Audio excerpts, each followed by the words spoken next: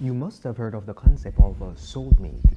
If that is something that you have heard about and you want to know the truth about it, then you are in the right place. Because today we'll be dissecting the fallacies or the construct of soulmate to indicate why or why it is not appropriate for your relationship. Do you believe that you have a soulmate? Do you believe that you are a half of a person and you need someone else to make you whole? If that is something that you're interested in, then stick around as we head on the inside on Wife Only with your wife lifestyle strategist, Kareem Ainsley. Too long have women been told who they are, which is in error. They have been told what they should do, what they should say, where they should go, which is also in error, especially when those places are not in alignment with where they need to be. The idea of this premise is to prepare you with the construct so that you can embrace marriage as it was intended. So, we were supposed to speak on marriage, but before we get into marriage, we're going to divert a little to give you some context to the pretext so that you can enjoy the subject matter when we get deeper into it. So we'll be starting with soulmate. The question I want you to ponder: do you believe that you are a complete human being, or you believe that you are a part of a human being? If that is something that you want to discuss, if that is something that you have questioned before, then let us get into the meat of the matter of the meat that you came here to devour. Prior to getting married, you need to be aware of your spiritual position. Yes, your spiritual status needs to be established. You need to be awakened as to where you are, because remember, humans are more spiritual than physical. The physical is just a manifestation of that which is taking place on the spiritual level. So I want you to be in a good position so that you can get the results that you need. Your knowledge, your status needs to be established so that you can position yourself where you desire to go. Delivering into this determination will lead to an appreciation of the salvation status that is made available for you, and also aid in qualifying you for the prerequisite individual that you so desire. So if that is what you are interested in, then you have to get everything in order. But let us now delve deep into the soulmate. Let us touch the surface and then go a little deeper. Let us turn our attention to Colossians 2 and verse 8, which says to us, "Beware lest any man spoil you through philosophies and vain deceit, after the tradition of men, after the rudiments of the world, and not after Christ." So this here is powerful, it's a mouthful, but this is deep. And this is where we'll start the soulmate concept. Because the media and the misguided society presents to us an idea that people are incomplete. But I want you to think about this logically. Why would they present to us such an idea? The suggestion of this thought is then to allow to germinate in our minds after being planted and allowing it to grow and fester, so that in the long run it can be monetized. Over time, even creating a state in which you are far removed from that which is reality.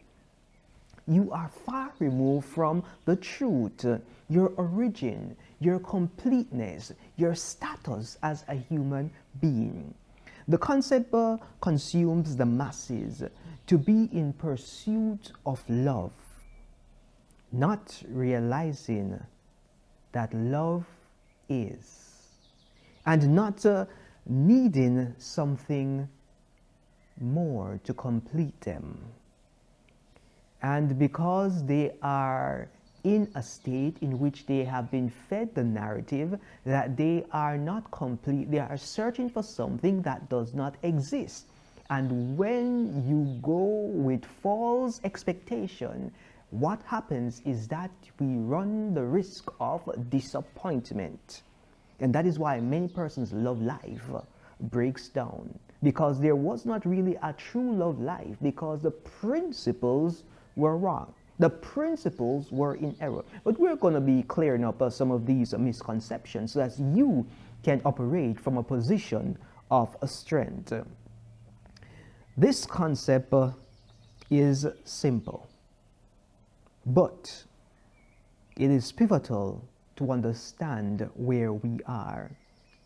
In reading books and in watching movies about the soulmate, the narrative presented to us is that there are two star-struck lovers who had a crossing. There is a star-struck crossing, yes, of these two star-struck lovers, miraculously ending up together. Yes, they're together with completeness of each other. So one was half, the other was a half, two of them come together, and then we have one. That there is a misguided and a misrepresentation of the reality.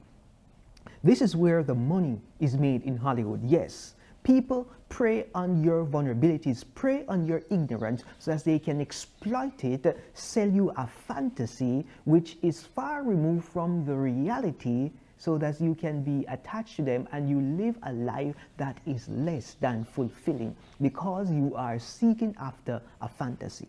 Look at all the Hollywood stars who tells you exactly how you should live your life. They have broken relationships. They have families which have been severed. So how can you be listening to someone who doesn't even have the standing, the representation of what they are presenting to you? That there should cause you to think, why would you listen to someone about an important matter who does not have the result to show, who all they have is failed relationship, failed marriages, marriages after marriages, and yet they are giving you advice on how to keep your husband, how to keep your wife, and what is the best thing to do? That there is some ludicrous ideology. But that is not what we're going to be talking about today. We are speaking about the soulmate and how this concept has messed up a lot of individuals, especially our females, giving them an illusion, having them walking around like a dog or trying to catch its tail. But we don't want our women to be in that capacity. We don't want them to be shackled by the deception. We want them to have the truth. Let us get deeper.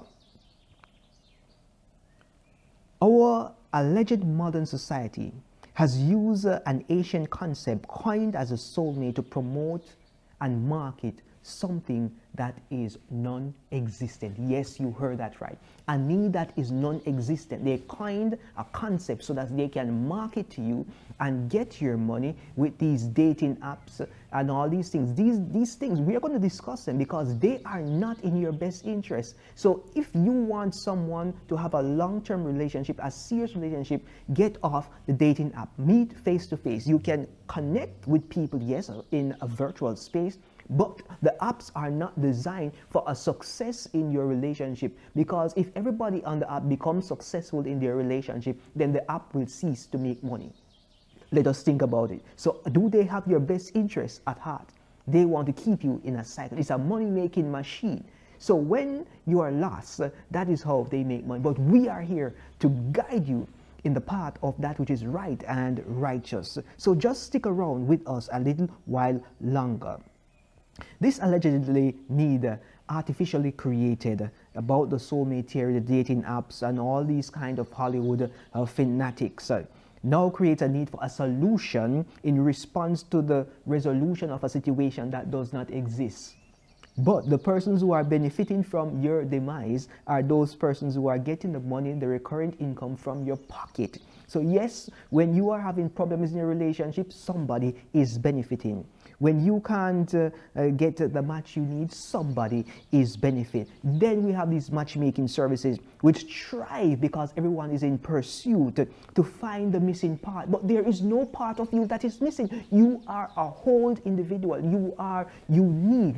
You are complete. You cannot get into a relationship as a part of a person. You have to be whole to enter a relationship so as you can fulfill the needs and the necessities of that relationship. The soulmate theory. Do you have a soulmate? Are you a half-whole person? Are you in need of someone to make you whole? Then this is the space to be. If you are a female, you need to be in the know so that you are guided on the path of that which is right and righteous. The only thing that is a half is this shirt. Let me now move into putting the next piece together, the jacket, so that we can have a unification and oneness to complete the presentation. Now, let us get into the meat of the matter of the meat that you came here to devour with us. The soulmate. Do you believe that dating is actually true? Do you believe that dating is actually in your best interest?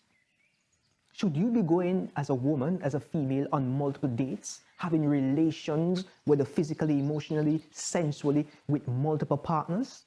Do you believe that your body should be treated as a orgiastic experience? Or do you believe that you should be maintained in holy sanctity, preserving your integrity so that you can present yourself as a living sacrifice, holy and acceptable to your husband, not your friend's husband, your own husband? Do you believe that? If that is what you believe, let us get to the truth about the soulmate theory so that we can see if what you think is actually what is. So the concept of the soulmate theory, from where we left off, presents to us the idea of dating and dating other people and why that is necessary in our society. But I want to let you know that we are going to get into the meat of the matter about why dating and dating of other people is an illusion. They say going on a date is okay and dating is all right, but that there is an illusion and that could jeopardize the future of your relationship, the future of the legacy that you should be leaving for your husband. The soulmate idea is loved by the media, as we had established, because it is easy to sell and promote a narrative, a false theology, and a false doctrine. Yes, the normal narrative is focused on something like this. A boy meets a girl, the boy likes the girl. The boy and the girl get separated. After the boy and the girl get separated, despite the adversity, they inevitably reunite with each other. Then there is the happily ever after. When have you seen in reality that this has taken place? Seldomly have you seen this taking place in reality. And in those cases which it takes place, it is not necessarily by a natural cycle. It is usually by a forced situation. But let us get into more details on the soulmate, because this is what the soulmate theory presents to us: the meeting of two incomplete souls, these two human beings, and then becoming a couple together, which completes them. Then we hear about your better half. How can you be two halves of a person? You have a better half and you have a bad half. That doesn't make any sense. Why would you want to be a half a person? Just think about it and see if that is something that you want to entertain in your life. Where did the soulmate theory derive? We have to get to the root so that we can build on this concept, so that you can understand exactly where we are coming from. So before we get into it, I want you to remember the Genesis account of humanity and the creation, in which God created man in his own image, and then man was given work in the garden. Over time, the creator of man said it's not good for the man to be alone. And then he allowed a deep sleep to fall upon the man. And from the man, he took a rib and created Eve. The woman was then derived from the man, yes, and was then presented to the man. Eve was presented to Adam. Yes, and then he said, or he exclaimed, "This is now bone of my bone and flesh of my flesh." Yes, and this story can be found in Genesis 2, verses 20 through 25. Now, the soulmate theory. If you are not already seated, I think that now is a good time for you to sit as we get into this theory, because this may blow your mind if this is the first time you're hearing it broken down this simplistically. The soulmate theory is a serious comedy designed for entertainment purposes only. The present conflict theory is conflicting with theological beliefs and what is actually reality. Over time, it has been adopted as truth, but it is not. It was a comedy. And an opinion, as the origin depicts what was in the idea of the creator of this concept. The normalization of these concepts has brought us to this point, to this day, when we have to be discussing and explaining where it was derived from and how it has clouded our judgment as human beings in making wrong relationship decisions. The soulmate theory goes back to ancient time and can be traced to Plato's Symposium, in which he philosophized about love and his friend Aristophanes. Aristophanes was the one who presented the soulmate theory as the original story for the human race. And we can safely say it is responsible for the plague of this theory in our society today. Please note that the concept is mythical or not real, and it has its origin in Greek mythology. All right? The soulmate theory begins like this in simple terms. Zeus created three different types of rounded beings. One type of male connected to male, that is homosexual beings, which we in today's modern time call gay. And then we have the second type of beings, which were two female beings connected, which is also homosexual, and we call them lesbian in today's dispensation.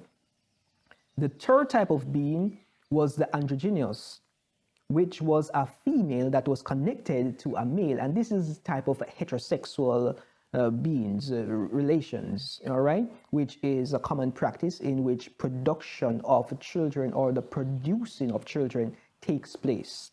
The fruitfulness can be established, but all of this here is in error based on the concept of the initial design. So type 1, it was stated that originated from the sun. So the offsprings from this group originated from the sun. Or type 2, the offsprings originated from the earth. And type 3, the offspring originated from the moon. So now we're getting to understand that all of this here is just a concept and not a reality.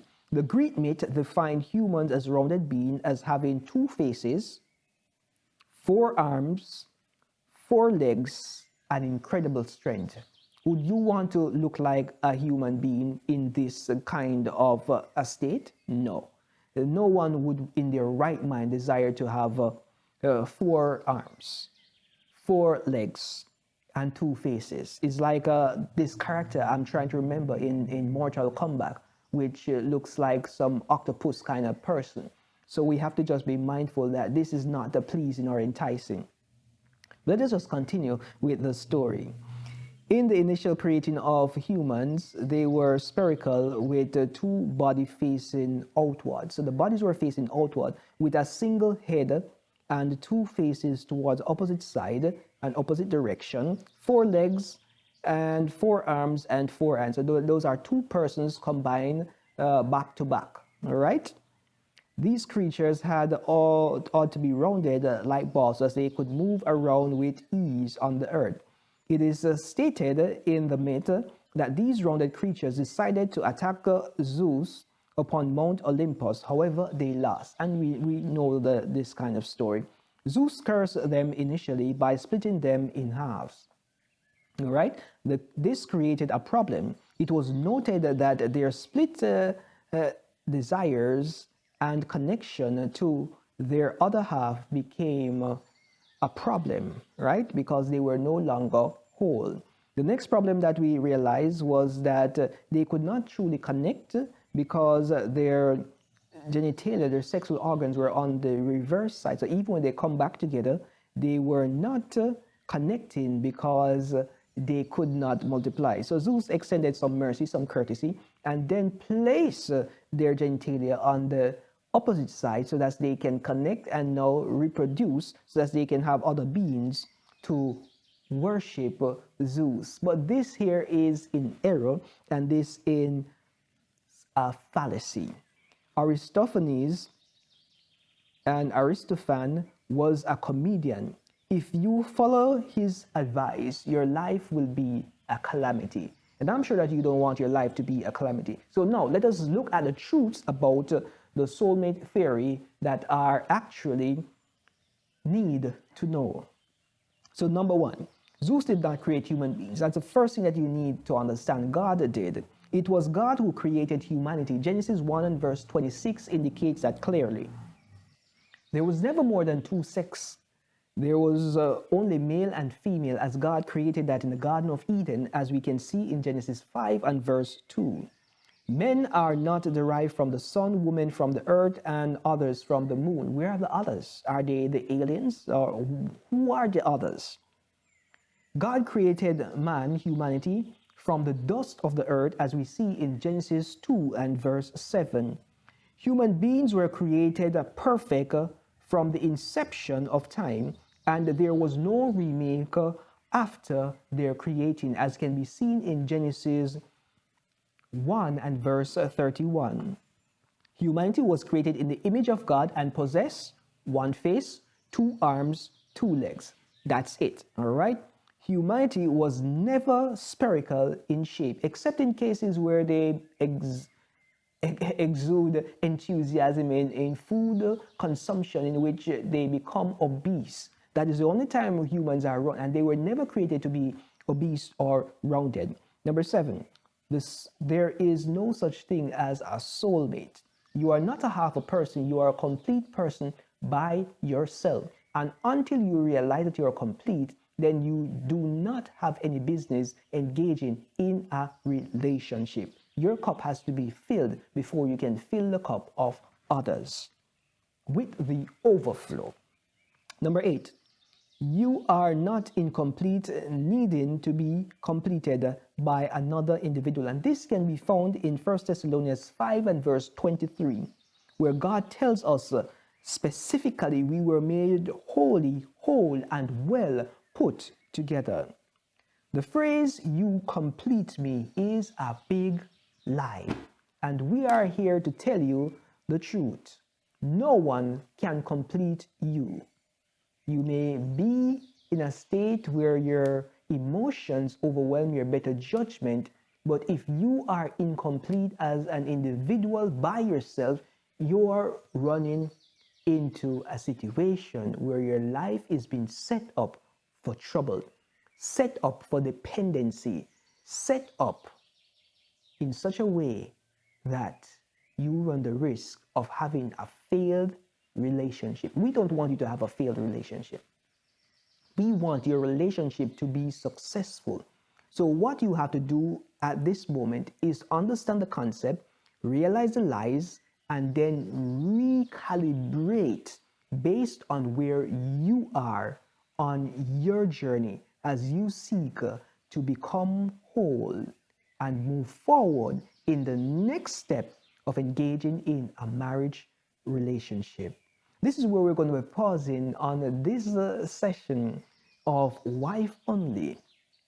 This was indeed an exciting experience to discuss in parts the soulmate theory, so you can have the idea and the concept from where it was derived and what it has created, the lies, and now we have the truth. So now let us get into the real world application. In today's alleged modern society, the fairy tale that many yearn is to find Mr. Right and live happily ever after. I'm just smiling. I'm bubbling over. You know why I'm bubbling over? I'm bubbling over because this concept sounds so good, but yet this concept is filled with errors. Mr. Right may be right in one season of your life, but is not necessarily right for all seasons. And that is why the pot that you're cooking is not adequately seasoned. What I want to present to you is not just Mr. Right, but is Mr. Righteous. Because if you have Mr. Righteous, he outweighs Mr. Right. Because Mr. Righteous will be doing that which is not only right, but righteous, as he serves as an ambassador for his Maker and his King. And he is equipped and positioned to lead the family towards righteousness. But the truth be told, many females, many women don't really want Mr. Righteous. They want Mr. Right. They want what is nice. They want their fantasies to be tickled. They want to feel sensually stimulated. They want the aroma of secular incense to flow over their lives. And yes, they want all of this, but they want the benefits of Mr. Righteous. So when you have Mr. Right in a particular season, he may desecrate your temple. And if your temple is desecrated, why do you believe that Mr. Righteous should come now and sanctify that desecrated temple and call it a home for himself? I want you to just think about these things momentarily, because when you go with Mr. Right in that season, you not only leave with bags, you leave with baggages, which needs to be unpacked, which needs to be torpid through, and that there is a delay in the progression that could have happened. And many persons don't like to live lives with delay. They want to move into the next thing. But in order for us to move into the next thing, we have to be positioned in such a way that we have the right concepts. The fairy tale ending does not exist. It is a fairy tale ending. And as such, I am going to insist and implore you not to live your life based on the fantasies that you have been sold. This is why many relationships fail, because when we come to the real world, we realize that what is purported on the television screen is not reality. These persons are paid actors. They are entertainers. But your life is not an entertainment studio, so you must live your life because you only have one life to live. So you must live it to the fullest of your capabilities, doing that which is right and righteous. Many persons want to do what is right, but they don't want to do what is righteous. And sometimes they feel that the righteous man will constrain them, will restrain them, will prevent them from enjoying life. But righteousness and submission under righteousness is actually protection. Because some of the things that other persons experience, you don't have a need to experience it. And that there is something that everyone needs to get into their mind. So they live happily ever after. That is a fairy tale many single people are looking for.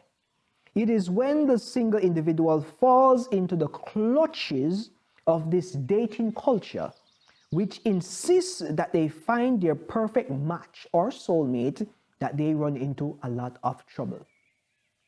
The mere fact that you have to be looking for someone to complete you means that something is wrong with your foundation. You are not incomplete. I've always heard the concept of sharing things 50-50. If I carry 50% of myself into the relationship, who is receiving the other 50%? If you carry 50%, who is receiving your other 50%? So we are seeing that there's a half-hearted entry into the relationship. Hence, the relationship is bound to actually fail, because one person may not be able to give the 50%, they give 49%, and then that there is a recipe for disaster, because no, you don't have 100%, you have 99%, and that 99% is a deficit. If both persons are 1 and 1, and you carry the 1 times 1, you get 1. So if one leave, you're still 1. So we have to understand to position ourselves so that we can operate from a position of strength and make strategic decisions which will be beneficial not only for now but for the time that is to come. This has caused many well-thinking Christians to be puzzled and scratching their heads. Where is my soulmate? Where is Mr. Right? Where is the man of my dream? I thought that God was going to give me the perfect husband. No. Where in the Bible does it say that there is a soulmate out there for every man and every woman? The Bible never stated that God has one special someone for you. In the Garden of Eden, God created Adam a suitable companion, right? So the woman was to complement the man, not to compete with the man. And when we have women trying to compete with men, then that is where the problems come in. Because the man has his roles and his responsibility. The woman has her portfolio in which she needs to manage and maintain. But the two cannot be overlapping when there is no proper communication, because that there is going to create seeds of discord. The woman is the helpmeet, which is very important to a man. Any man that has a good woman, wife we're speaking about, is a man that will cherish that woman. And you have to understand, when a man has a good woman, he doesn't want anything to happen to her. He is so protective of her because he knows that he can rely on her with absolute certainty. And I don't know if you want to be a good wife, because if you don't want to be a good wife, I think that this is where you should just call it a day and just stop watching, stop enjoying the commentary and the guidance. But if you want to be a good wife, this is the place that you need to be, because we are going to be breaking down simple concept that they don't teach, but everybody needs to know if they're going to engage into a marriage relationship. I can't understand for the likes of me that women are willing to spend 4 years getting a degree, and then after the 4 years, they are not even working in that portfolio, but they can't spend the quality time to understand their roles and responsibility to a man, so that they are in a position to serve that man and to aid in the development of the family. Remember, when you get a job and you go to work, you are in a position of submission. You may say you're not submitting to any man, but when you go to work for a company, you are actually submitting to whosoever owns the company, whosoever sets the rules. So submission is important for your protection, yes, and so that the company can operate smoothly. Why is it that you are more comfortable as a woman to submit to a boss, but you're not willing to submit to your husband? That there is a challenge that we need to decipher. You are willing to spend 4 years to study, to get a degree so that you can work for somebody else, but you are not willing to invest the time to know how to serve your husband, and that there is a part of your core responsibility, not to working on the outside, but to work in the house. Not that we're saying that we want our women to be exclusively housewives. We don't necessarily are saying that. We want them to be able to work outside the house, enjoy their vocation. But what we are saying is that if you're willing to submit on the outside, why is it so difficult for you to submit on the inside, where you have your core duties and responsibility? I just want to leave that thought on your mind so that you can understand where we're going and why submission is so pivotal to having a happy, healthy relationship under the authority of God. What I am certain about is that God has available for you a godly companion. But that is only if you desire a godly companion. The problem with the soulmate concept is that in addition to the errors and the idolatrous practices promoted, it shifts the balance from having God's principle at the center while trying to accomplish the goal apart from the wisdom of God. So you want the fruits from the tree, but you don't want to plant or water that tree. This attempt is bound to fail, but do not allow yourselves to be deceived by the sensationalization of this concept. Your first priority is to submit to God and allow Him to lead you to someone in the direction of that which is possible, while allowing you to make the choice to see if there is a fit in accordance to His blueprint. Let us turn our attention to 1 Samuel 18 and verse 1. It says, "And it came to pass, when he had made an end of speaking unto Saul, the soul of Jonathan was knitted with the soul of David, and Jonathan loved him as his own soul." I know that some persons may be hearing this and saying, wow, two men loving each other? This seems fishy, this seems shady, but that is not what it is about. The Word of God is just presenting to us the love, the affection, the connection, the knitting of two souls that occurred. And coincidentally, the example that is being displayed in this passage is the souls of two men. So are we saying that only men can have a soulmate? We are not even saying that a man and a man should have a soulmate, or a man and a woman should have a soulmate. What we are saying is that there is a situation that many people confuse as the soulmate theory. Because you love someone, there is an exchange because we are a soul. So when we come together, there is a connection. So that bonding is creating that connection. It doesn't mean that the individual is our soulmate. But this passage indicates to us that the souls were knitted, and Jonathan loved him as his own. I want you to digest that a little. These are two men who the Bible says their souls were knitted. Jonathan loved David as his own soul. You may say to yourself that this proves that the soulmate theory is real.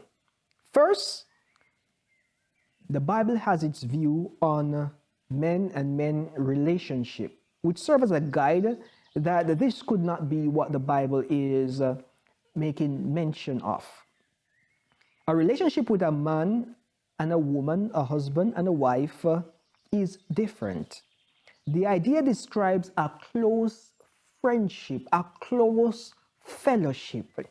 A friendship is a relationship in which you are willing to die for that person. You love the person so much that you are willing to do what is in the best interest of that person, to save their soul, to save their lives, to lead them to salvation. And if we look back at the story, we understand that David was running for safety. He was running for coverage during this time period. Jonathan's father was trying to exterminate David from the pages of history. But Jonathan loved David so much that he was willing to give David a heads up, willing to protect his friend because he loved him equally to himself.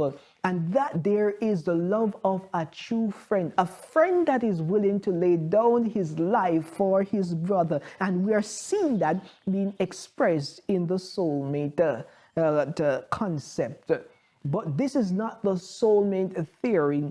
It just means that they loved each other, that their souls were knitted. It does mean that they were soulmates, but the souls were knitted because there was a connection.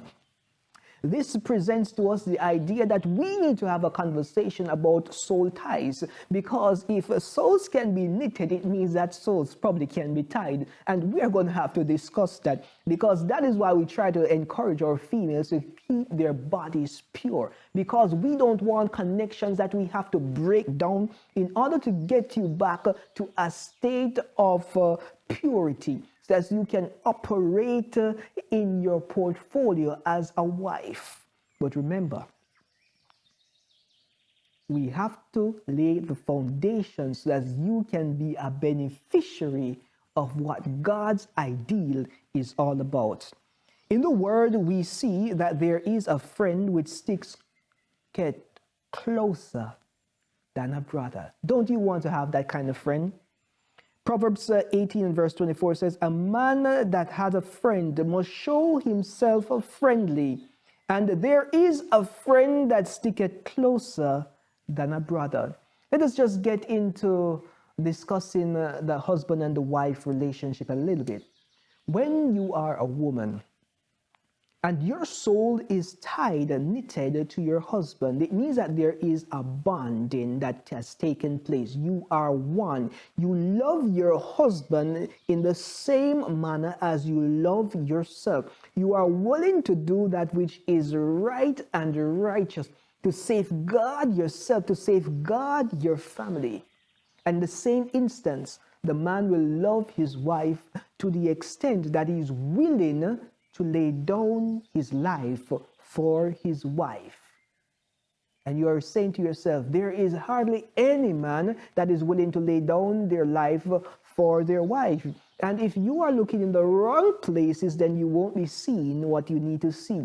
The question I want to ask is, are you willing to sacrifice your freedom, your life for your husband?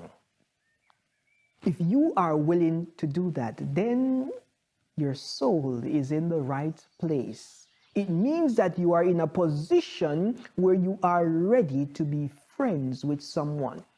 When someone says that I am your friend, they are deceiving you if they are not willing to lay down their life for you. Unless they are just an acquaintance and is misrepresenting their portfolio into a higher caliber as a friend. An acquaintance will say hi and bye, come to your parties, but when it comes on to sacrifice, they are nowhere to be found. A friend is the one that is willing to sacrifice themselves for you. And that is where the husband and the wife relationship comes into play. And that is why we need you to be only connected and your souls knitted to only one individual as a woman. We're not speaking as a man, as a woman. Amen. But let us get into the word of God a little further. Deuteronomy 13 and verse 6, it says, thy friends, which is as thine own soul.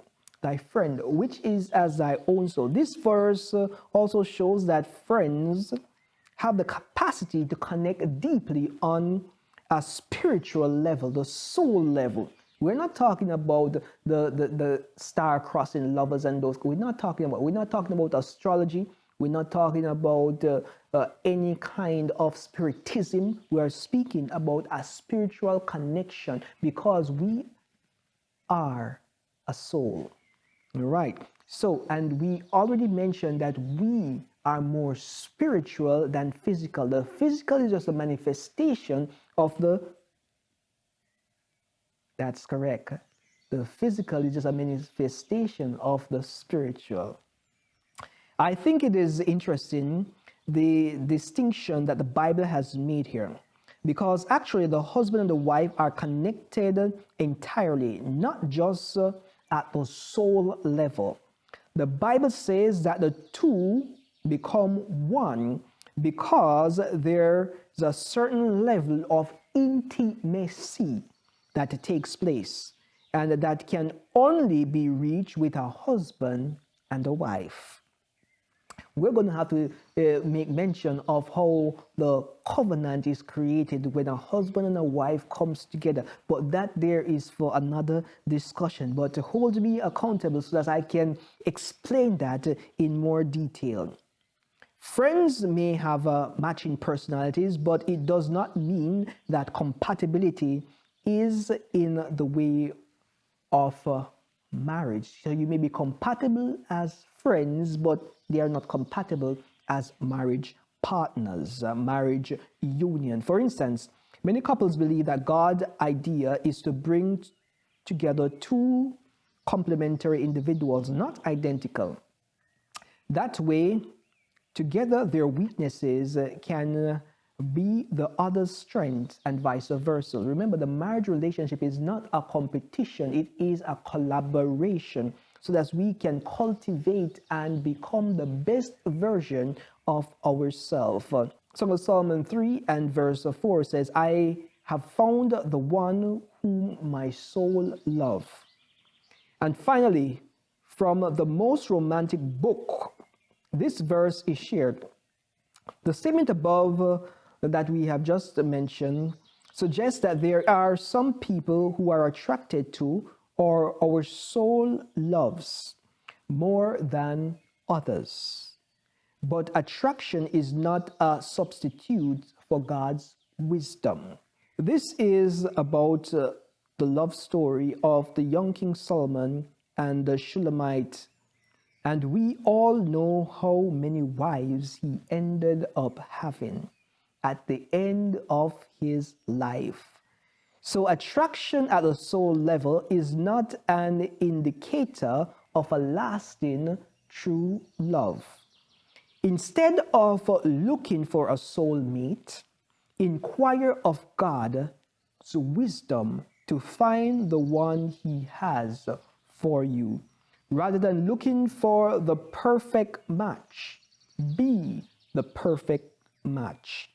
So we have deduced the concept of soulmate, understanding that it is not biblical, but a construct created for fantasy.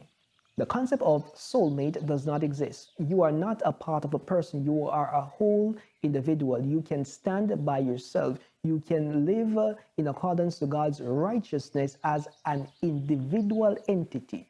You are positioned to join another only when you have become whole.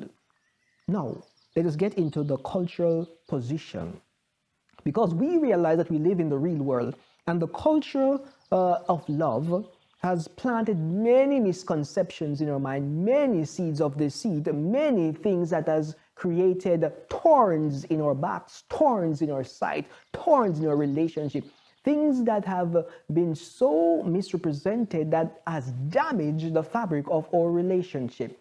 The kind of love that we should be expressing, the kind of love that we should be feeling, we're not feeling it, we're not experiencing because we have been deceived. But today we want to bring your attention to the truth. Culture likes to plant things in our minds, especially things pertaining to the romantic relationship. Yes, romantic relationship. Many persons romanticize being in a romantic relationship, and that is why most females tend to buy the romantic books, and the men or the males tend to watch movies, and none of them are better than the other, because what I would say is to put away all your romantic literature, throw away your DVDs, your CDs, close your subscription to those sites which prove or provide things which are unhealthy for your consumption. Just like a human being has to go on a special diet in order to cure the illnesses, that is the kind of diet that I want. I want you to do a purge. So I want you to throw away all your romanticization. I want you to throw away all your romantic literature, your romantic movies, because you need to come to reality so you can have the life that God designed for you.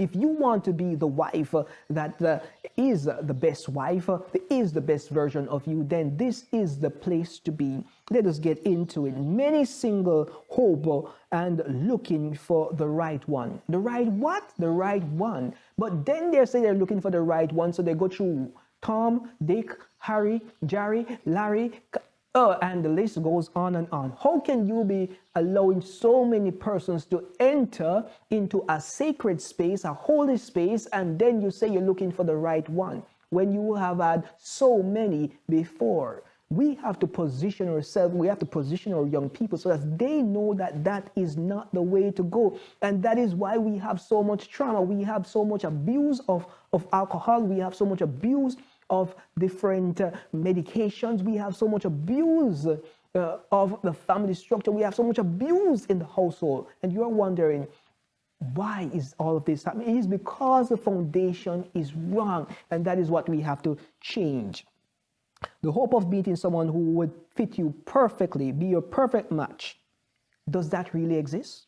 That is something that you will have to tell me about. Someone who you would find to be fun to be with for a lifetime. Would you not want to have a relationship in which the person that you are in that relationship with, you want to be with them for a lifetime? You don't really want to get upset with them. You just want to share and pour out love onto them. That is the kind of relationship that I'm accustomed to. I don't want someone that is going to cause my head to hurt me. I don't want my head to hurt me. I want when I come home from work, when I come home, I am treated as a king that I am. And my wife is treated as a queen that she is, because she is sticking to her script. She is operating in her natural feminine, because she is a woman and she is coordinating and running the household. This is not a fantasy. This is the reality for many persons, but you can receive that reality only if your mind is positioned, your foundation is built on that which is not only right, but that which is righteous. As such, many of us tend to entertain, because we want the truth that is mixed with the error. We have entertained the idea of a soulmate, but there is no such thing as a soulmate. Someone whose fate is intertwined with yours. If you went to Korea, if you went to Japan, if you went to any other country, you can find someone who has your same belief. You can find someone who you are willing to submit to as a woman. As a man, it is so much difficult, because the man has to be doing so much groundwork before he can entertain a serious relationship with an individual. And many people think that having a relationship is anything. Many persons have had many relationships, but none of those relationships have ended in marriage. And you may be asking yourself the question, how can I be going on so much dates and yet I am still unsuccessful in my relationship? Because it is a trap. That is why they want you to continue to go on dates. And when you go on dates after dates after dates, you just start losing a part of yourself every time, losing a piece more. So when the person that you were intended to marry comes along, you are basically a carcass. There is nothing really left for that person to enjoy, because you have lost so much of you along the way of the dating journey. And that is why I encourage all my daughters, do not engage in dating. You have to be serious about your business. You have to know exactly what you want, so you can engage in a relationship that is geared towards marriage, and not just to get to know people. You see people on the street, you have conversation with people, you can know them like that. You don't want to get into any relationship just to know someone. There's no need for that. You need to know if this is a person that you're willing to submit to as a woman, and if that is a person that you're willing to submit to, you position yourself so that that person can look at you and extend the right hand of fellowship, so that you can come and serve together with them as they complete the mission, the vision that God has given to them. It is that simple. But the society will not tell you that it's that simple, because there's no money to be made when you're happy. There's no money to be made when your life is in good and regular standing. You don't have to go to the therapy. You don't have to be spending money on divorces, on lawyers. You don't have to be doing all the child support. You don't have to be doing any of those kind of stuff. But the society doesn't want you to be in a state of freedom. The society wants you to be trapped, and that is why the truth is not reaching to you. But today you have the opportunity of getting this truth. I want you to share this truth with someone you see struggling.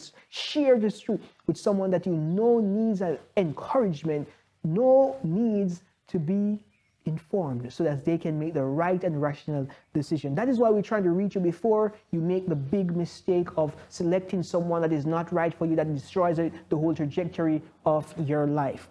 It is stated that Christian people should know better, but do they really know better? Because they seem to be making the same mistake that the people in the secular society are making. And it even seems at times that the secular society is using the principles of God and getting better results than the persons who have the Bible to guide them towards righteousness. So what is this saying to us? It means that we need to realize that the things we let into our mind are causing us to lose out on the gifts that God has in store for us. I don't want you to lose out on any of the gifts that God has in store for you. That is why I'm taking this time to share this information with you. The Bible does not make mention of the soulmate anywhere on its pages. It does not describe how God-fearing people, men, get fortunate and meet a God-fearing woman by chance. You don't meet someone God-fearing by chance. You meet someone God-fearing by divine design. It does not give us a story of how the stars or the winds or the leaves tell the person to leave his homeland in search of a lover in some strange land, as the movie is presented. The Bible does not tell us that kind of story. The Bible tells us that once we are whole, wherever we go, we can find that which we need. And the truth be told, the person is not lost because the person knows themselves. You should not be lost. You should know yourself. And at the right time, in the right moment, in the right season, you can make that one decision that will change the trajectory of your life and give you the life that you were designed to have. It does not inspire us to throw caution to the wind and consider anybody we feel a chemistry with as God's will for us. This is all culture. You know, people say that, hey, I saw him and we had this chemistry. But I have always wondered, if you had this chemistry, where is the biology? Where is the physics? Where is the mathematics? And they can't show you all of those kind of stuff. They may show you a little biology if they get fruits to show for it. But the chemistry, apparently the chemical reaction fizzes away or fades out. But there is just some crazy stuff the world presents to us. And a lot of young people buy these fallacies. How can you have chemistry without biology? Let us think about it from a mature perspective so we can understand. We're not talking about chemistry as in chemistry in the subject. We're talking about real big things. So you don't have any chemistry. The hormones are not working, or your hormones are working. So it's because you feel like that means that you should do, even though you know that it will lead to another path, a path that is desecrating the temple, a path that is compromising integrity, a path that is not right nor righteous. Is that something that you want to get into? But the world tells us that if there is chemistry, move forward for it. But that is not what we want you to do. We want you to have fruitful relationships. We actually want you to love your partners in such a way that God can be pleased. The Bible teaches us the truth about what is expected, but the cultural normative practices most times deviate from the truth. Yet, as people in the world, we tend to believe what the culture says to us. But the culture does not take precedence over the Creator and His words and His guidance and His direction. If we follow the majority, then our lives will be average. We were not designed to be average people. The average person get married and then get divorced. We do not want to entertain those kind of behavior. Majority of people have failed relationships. We don't want to have failed relationships. We want our relationships to succeed. And as such, we have to go to the root build on the foundations which were laid out for us so that we can have the success that these relationships were intended to create. The Bible teaches us to be faithful to God, to have faith in God, who can give us godly friends. But first, we must be seeking godly friends, because some persons say that they want some kind of friends, but they truly don't like to be in company with those type of friends.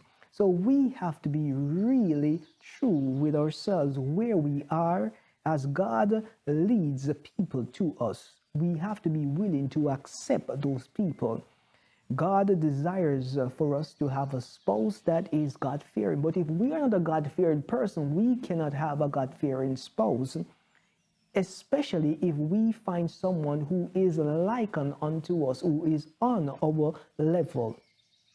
It teaches us to live by faith in the Son of God, yes, who allows us to be blessed with all the heavenly blessings God has prepared for us. Yes, God has prepared great blessings for you. But unless you are in a position and you have prepared yourself to receive it by letting go of secular cultural practices, then you will not be able to receive, because your hands will be too filled with other things which are inconsequential to the blessings that you are to be received. So you have to put those things away, free up your hand, so you can now receive that which God has in store for you. It teaches us to be wise and avoid making foolish decisions which we will regret the consequences thereafter. Many persons have made many decisions that after they had made a decision, they are sorry that they made a decision. You say, man, if I had known. But they did know in most instances, but they still did it nevertheless. They just hope that they would not have been caught, or they would not have to face the consequences. And God wants us to be in a state of knowledge, and not only to be in a state of knowledge, but to execute on that knowledge, which exercises wisdom. It teaches us to die to our selfishness, ourselves. We have to die daily to self and love others unconditionally. For husbands, they are to love their wives like Christ loved the church. And that means loving the real person, not the facade of a person, not the Snapchat version of a person, not the Instagram fixed up a picture filtered of a person, not the makeup, cake-up kind of a person, the natural person, the person in their authentic state, the person who is not adulterated. That is the kind of person that the man is admonished to love, despite the flaws, the wrinkles that may be evident, despite the harshness of life being evident upon them, despite of their less than ideal charming qualities. The man needs to love the woman. But sometimes as females, you pretend to be someone that you are not, and then you expect the man to love the person that he has not yet met. And that there is a misrepresentation, and that practice should be stopped. Let the man love you for who you are. Don't pretend to be someone else just to attract the individual, because you're setting up yourself for disaster. So the Bible does not teach us to engage in soulmate kind of relationship. It only teaches us that we should love God above all and to love our neighbors as ourselves. Some Old Testament saints have been engaged in arranged marriage, pre-arranged marriage, and those worked out. But not in every culture this type of practice is ideal, especially with how the modern day society is operating. However, it is possible to marry the wrong person. Yes, you can be going to the same church and you are still unequally yoked. You can be engaging in similar activity, but yet you are incompatible. So it takes more than just having the same faith to become unified with an individual. You have to engage in more introspection understanding who you are so you can see if there is compatibility from the outside before getting closer on the inside. But some persons take it upon themselves to marry to people who God did not ordain, and then they expect God to bless that union. But I have news for you. If you engage in a marriage that God did not ordain and God did not sanctify, please don't expect God to bless it. How can He bless something that He did not authorize? That there is a no-no. I'm going to say something that may shock you. Even though we are gearing females, women to the state of marriage, I want to let you know this with absolute certainty, that no marriage is always better than a bad marriage. Because once the people are joined together, they become one. Whether they are believers in Christ or they are non-believers, they become one. They are commanded to stay together in that marriage until death do they part. God hates divorce. And let us be real about it. Most of the trouble, most of the challenges we have in a relationship, we are the ones who create them. Why is it so difficult to forgive the other? Is it that we believe that we are so perfect?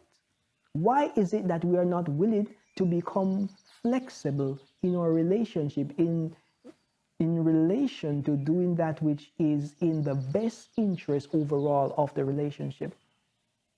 It is because the society has presented to us an idea that the man can do X, the woman can do Y, your body, your choice, all these kind of nonsense, which we will be exploring with the Word of God to see if those concepts are even true, because the Bible speaks up against that, because the woman's body does not belong to her. The woman's body belongs to the man, and the man's body belongs to the woman. So that there is another discussion that we need to have. But as we prepare to engage in understanding the marriage and the marriage relationship, let us make a few things clear. If you're going to get married to someone, it is ideal that you marry your best friend, because your best friend is the one that you can share information with, you can have counsel with, you can enjoy the company with. I find it quite amusing and appalling and even disrespectful from a husband perspective when women are saying that they have a male best friend that is not their husband. Does that look right? Does that feel right? Does that smell right? Does that taste right? Even the sound of that makes me quiver, because that there is a setup for destruction. Would it be reasonable for a man to tell that he has this woman at his work, or which is his best friend, and you are his wife? That there would not sit well with you. You will be frantic. So how then can you believe that it is okay for a woman to have a female best friend that is not her husband, or a woman to have a male best friend that is not her husband? What is happening here? Is something not wrong with that? That is something that we need to ponder, we need to consider. Matthew 7 and verse 15 through 20 gives us guidance. We need to also remember that the two become one. Yes, the two become one. When God performed the first marriage ceremony, He said that the two shall become one flesh. So, in a sense, the two souls, living beings, become one. Yes, one. The mystery of the union of a husband and a wife is like the mystery that exists between the church and Christ. Believers become one with Christ, and just like a husband should be willing to die for his wife. Yes, the husband is in a position where he is willing to die for his wife, just in the same manner as Christ was willing to die for the church, that they may have an encounter to join and enjoy all eternity together. So, being a man is a very challenging role, responsibility, because you don't have the amount of protection as the woman has. You don't have the amount of safeguard as a woman has. You have to just follow things by the books and stay in line with the work, the will of Jesus Christ, the God, the creator of this universe, for you to have a successful operation in your portfolio. But the wife, she has a lot of coverage. She has a lot of protection. And that is why being a good wife, I don't even want to use the word good wife, just being a wife, because it's either you're a wife or you're not a wife. And if you're not a good wife, then we can't consider you to be even a wife. You are a destructive force. You are a home wrecker if you don't want to be a wife of quality, but you want to engage in relationships. There are so many hidden landmines that exist as we move towards the road of marriage. And this series is designed to prepare each of us so that we are in a state of knowing. We are in the know so that we can make the right decision that is pleasing not only to us, but pleasing to the future self that will embrace the rewards of our present choices. But you have to follow the will of your Maker. You have to follow the will of God if you want to receive that which is given unto you. But all of this is dependent not on me, but dependent on you. Does God have someone just for you? That is something I want you to ponder. That depends upon whether you want to submit to Him, seek godly counsel, and do not marry outside of your faith. This is the best way to ensure that you can find someone who is fitting to you. The term soulmate is used by Christians and non-Christians alike, but it's a very polarizing word. The idea of soulmate puts us in danger. Yes, this idea of soulmate put us in danger. Yes, so that's why I'm asking all females, all ladies, all women who desire to be wife, please erase the theory of soulmate from your mind, because we want to put you in a place of safety, not a place of danger.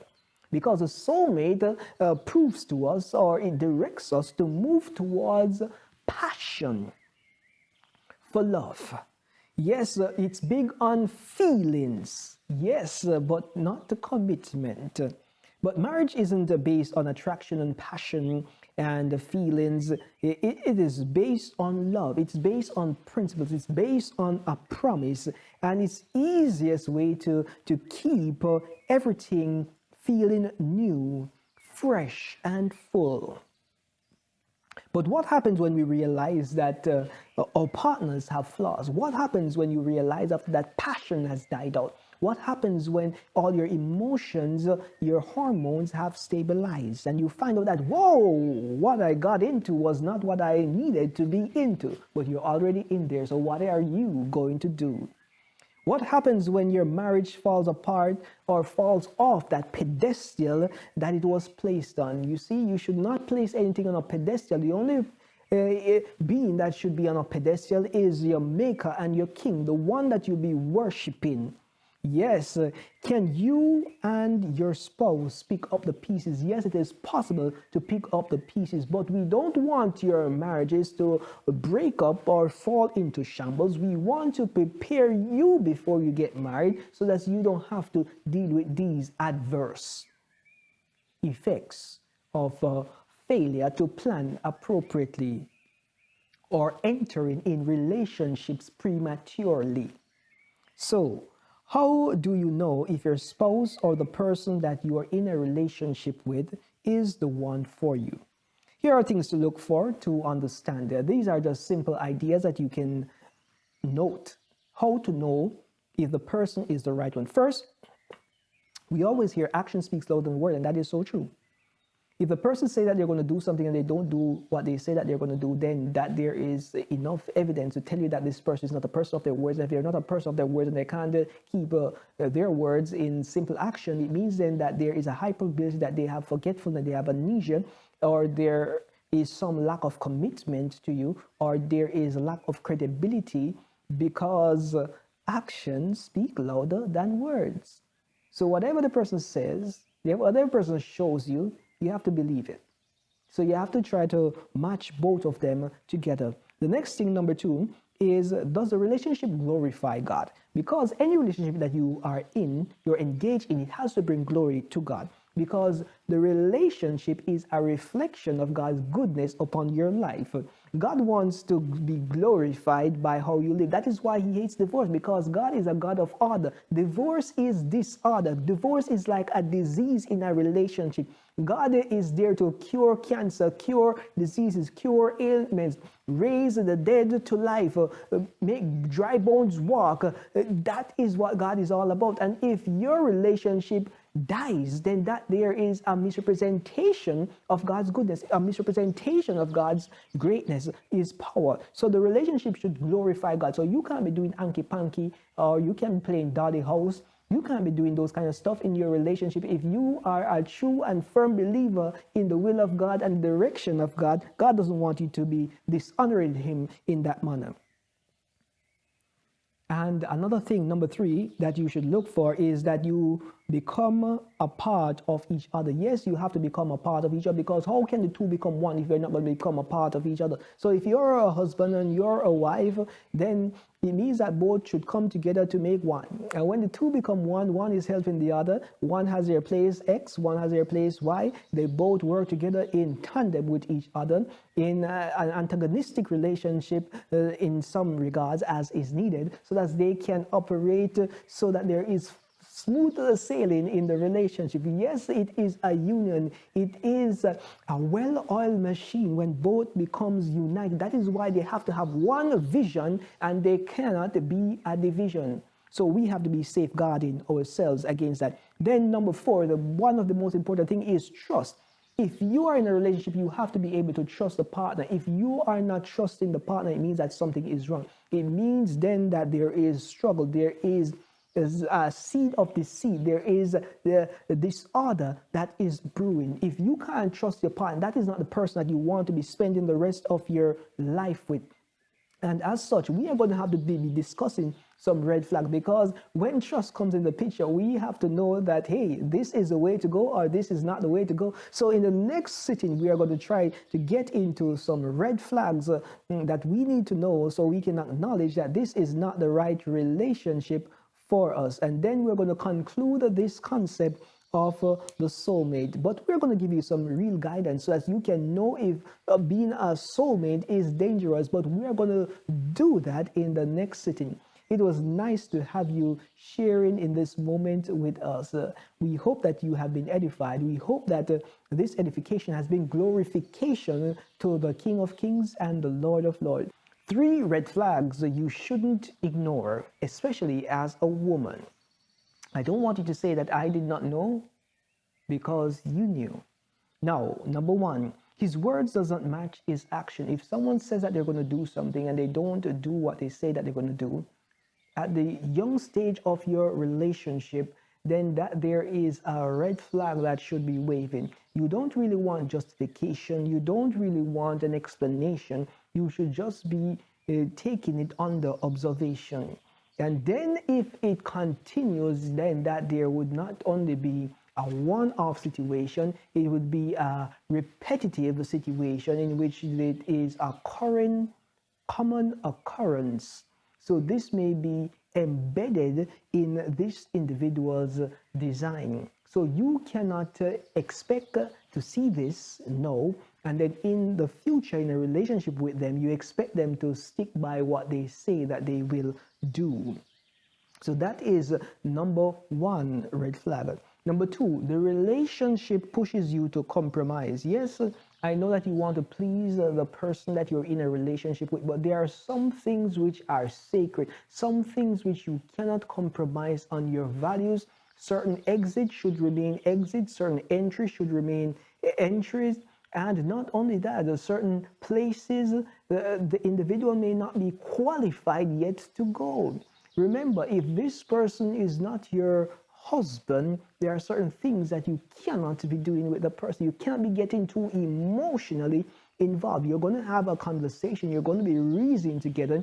You can't be getting too physically or intimately involved. You can't be fantasizing with this individual. You have to just be in a state where you are protecting that which you have been given charge over in this season.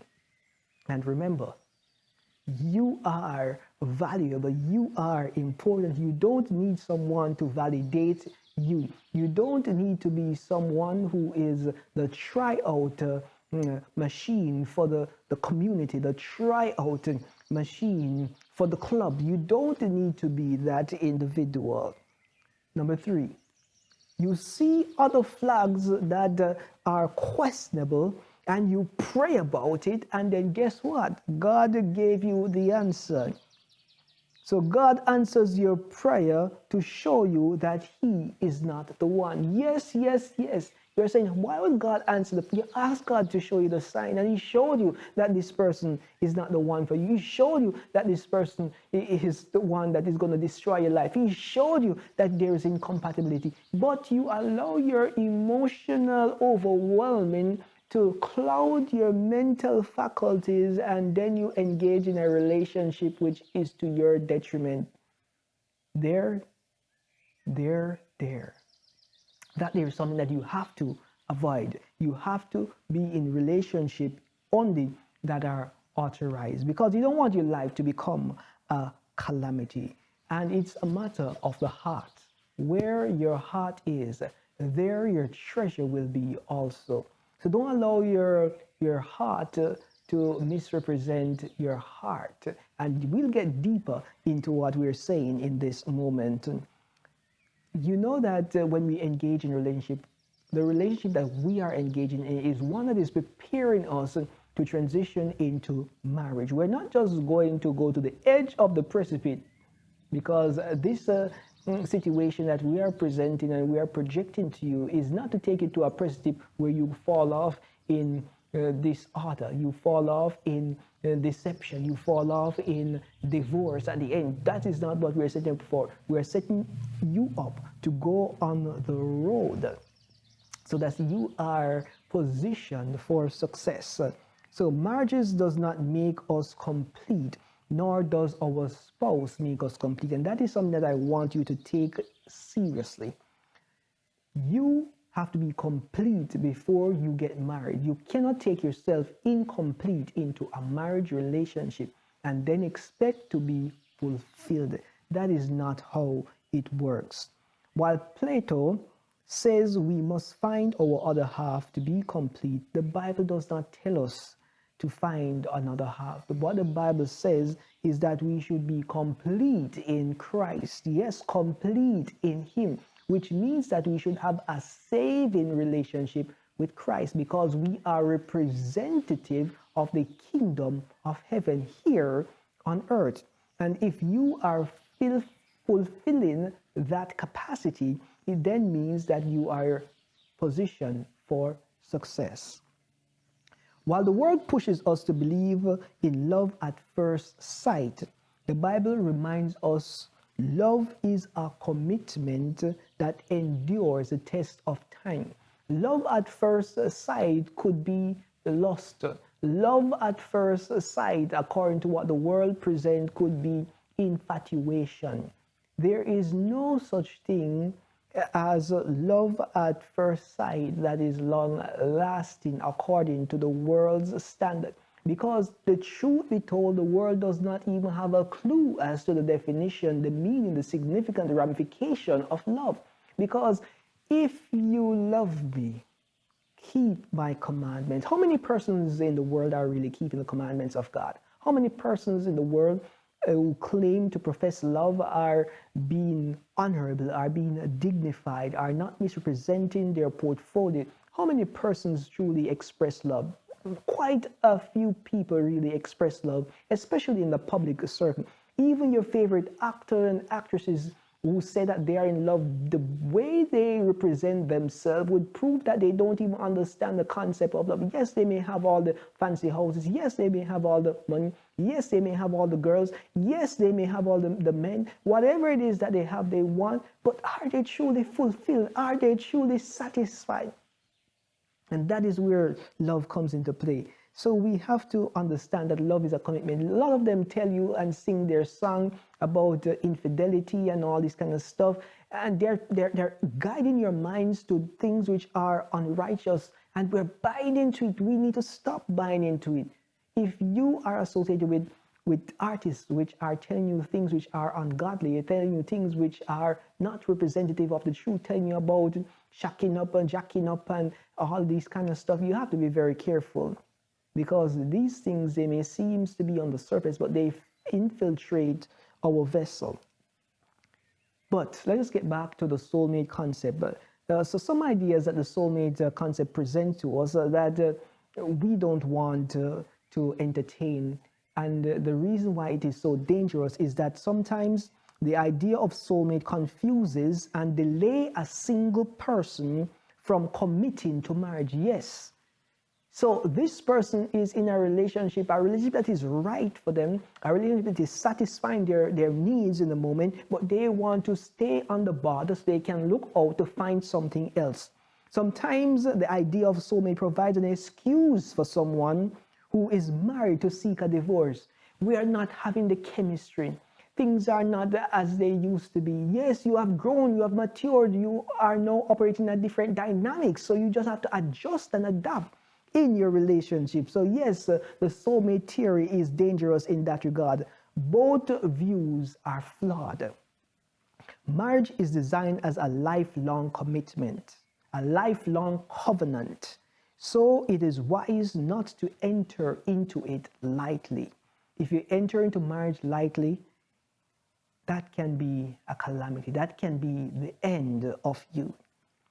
Looking for someone who will complete you or be a perfect fit is largely fruitless.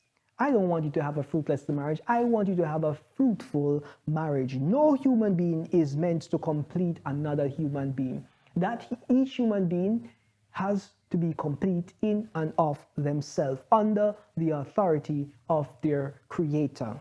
Remember, they have to submit to God so that they can have the guidance, the knowledge, the direction that they need in order to survive and sustain life as intended. Only God can meet our deepest needs and seek and speak to the most vacuous spaces in our heart. A spouse should certainly complement us and be a good fit for us, but the spouse cannot in any shape or form complete us.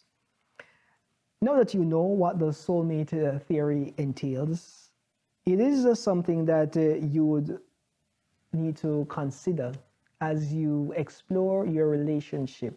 And I want you to also consider to yourself, is this something that you want to entertain in your life? Is this right for you? Does this guide you to a path of righteousness?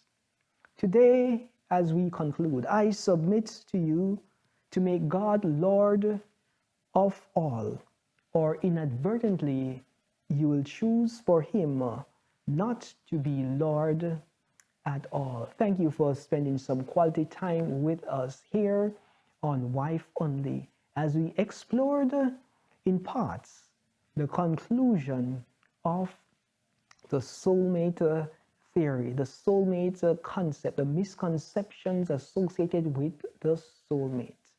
Now that you have this information, you have been informed, you have been edified, you have been elevated, and now it's time for you to enact that which you have garnered. It is the hope that your life will be better and not bitter. Signing out from Wife Only is Kareem Ainsley, the wife lifestyle strategist.